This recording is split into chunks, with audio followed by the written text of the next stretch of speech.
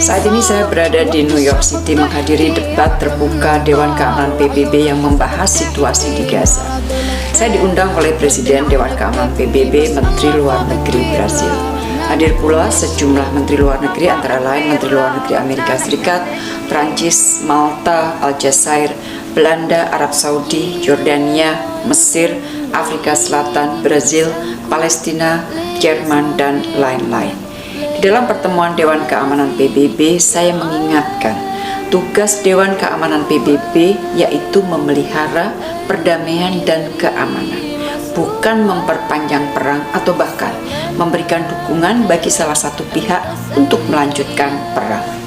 Indonesia menyampaikan kembali kutukan terhadap serangan terhadap warga sipil di Gaza. Kejahatan terhadap kemanusiaan terus terjadi pada saat pertemuan Dewan Keamanan PBB berlangsung. Indonesia terus melakukan upaya dengan berbagai pihak, antara lain melalui ASEAN, OKI, ASEAN GCC, dan D8 untuk mendapatkan dukungan bagi penghentian kekerasan dan fokus pada penanganan masalah kemanusiaan. 3 hal yang diminta Indonesia kepada Dewan Keamanan PBB di dalam pertemuan hari ini di Markas Besar PBB, yaitu pertama, pentingnya kesatuan untuk terciptanya gencatan senjata. Saya tekankan menjadi tanggung jawab bersama untuk segera menghentikan kekerasan sebelum kemudian meningkat menjadi bencana bagi kawasan dan dunia. Yang kedua, pentingnya memprioritaskan akses kemanusiaan. Saya ingatkan lebih dari 2 juta orang di Gaza menggantungkan hidupnya pada kebutuhan yang sangat mendasar, dan Dewan Keamanan PBB harus mendesak terciptanya jalur akses kemanusiaan yang aman dan lancar serta penghormatan terhadap hukum humaniter internasional. Hal ketiga, kembalikan rasa kemanusiaan ke dalam kerja Dewan Keamanan PBB. Indonesia mendesak Dewan Keamanan untuk menggunakan powernya sehingga menjadi lebih manusiawi. Rakyat Palestina berhak mendapatkan hak dan perlakuan yang sama. Saya ingatkan kita semua adalah manusia. Kita berhak untuk memiliki rumah.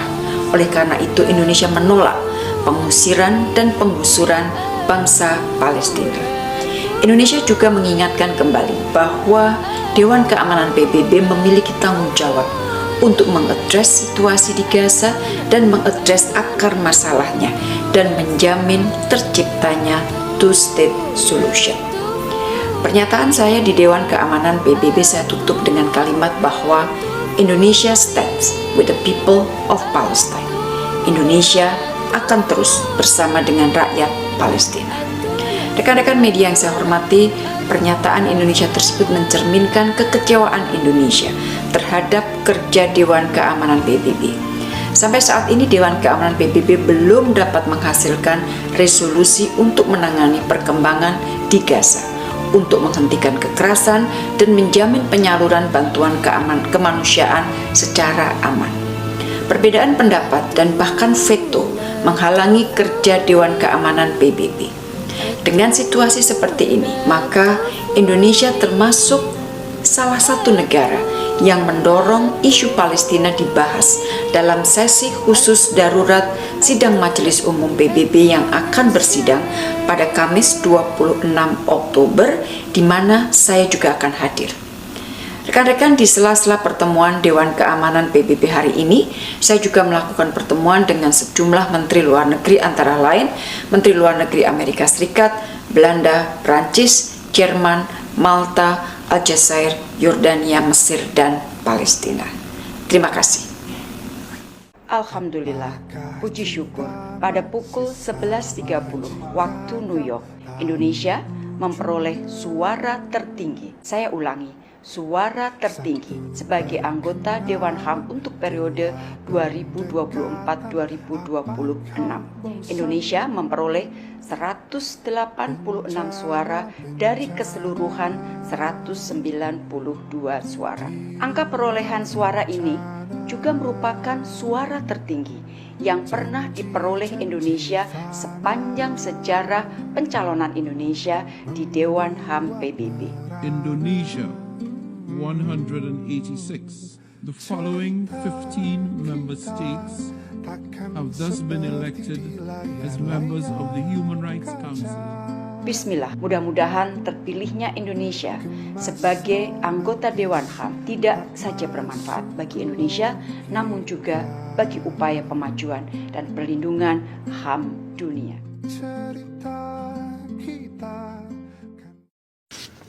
I now give the floor to Her Excellency Ms. Retno Marsudi, Minister for Foreign Affairs of Indonesia. Bismillahirrahmanirrahim.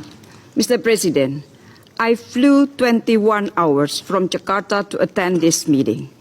I just want to remind the Council that you have a big responsibility to maintain peace and security, not to prolong war, not to back up any side, to continue war.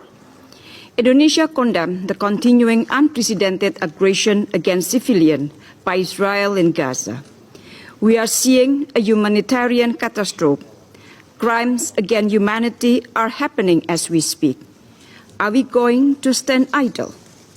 Attacking hospitals, religious places, blocking access to power, water, fuel, and displacing population of the Gaza Strip are being conducted as a collective punishment. At the same time, civilian hostages are being held, their lives are in critical danger. So I come here to ask the Council, how are you going to exercise your responsibility? When are you going to stop the war in Gaza, create ceasefire, open access to humanitarian assistance, call for immediate release of civilians, stop the illegal occupation of Israel? I have to repeat it. Stop the illegal occupation of Israel. Every second wasted due to political disagreement and failure for consensus represent a humanitarian defeat for the Palestinians and creates further instability for the world. How many more lives should perish before this August Council make a move? Because I can assure you one thing, Indonesia will not waste any single second in harnessing global support for immediate action. Through the OIC, ASEAN, the ASEAN GCC, and D8 meetings, Indonesia has pushed for a united voice to urge for the cessation of violence and focus on tackling the urgent humanitarian catastrophe. Mr. President, Indonesia calls the Council on 3 points. First, a united call for an immediate ceasefire. Silence is harrowing against deafening sound and bullets and rockets. Blanket support shown to one side has so far led to further disproportionate use of force, violation of international humanitarian law, and impunity. It is our collective obligation to end the cycle of violence before it escalates into a regional and global calamity. Second, prioritization of humanitarian access.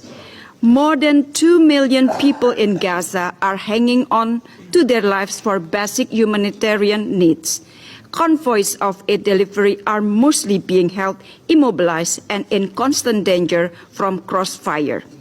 The Security Council must urge immediately for safe and unimpeded passage of humanitarian access and respect toward humanitarian law.